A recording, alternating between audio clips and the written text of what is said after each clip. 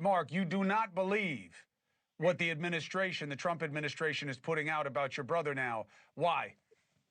Well, every time they say something or do something to try to quash the fact that he was most likely murdered, they just put their foot further down their mouth. I mean, for instance, Kash Patel in the congressional hearing, he listed his credentials as a prosecutor and other such things, and he said that it was a suicide. He said, "You know a suicide when you see it." That's basically what he said. So the questions that popped into my mind was, first of all, number one, how many suicides has he seen? Number one. Two, is he a forensic pathologist? Does he have a medical degree? Does he have a certificate that he passed the CPR course? Does he have a Boy Scout merit badge for first aid? What is he basing his expertise on? Contrast that to Dr. Roman, who was a city pathologist who did the autopsy. She came out of the autopsy and said she couldn't call it a suicide because it looked too much like a homicide.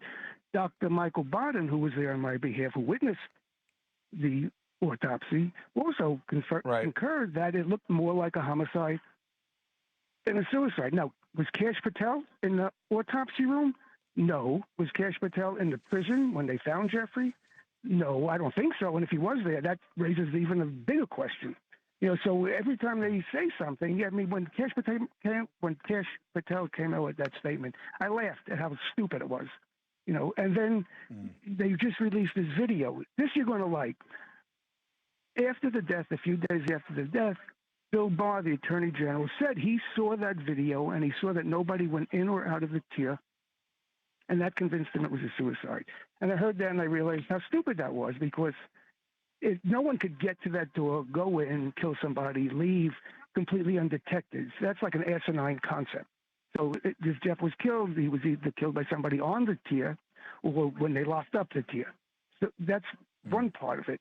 Now, I asked to get the footage from that same camera on the Freedom of Information Act from 10 o'clock the night before until noon the following morning. That would show who locked up the tier, who were the last people on that tier.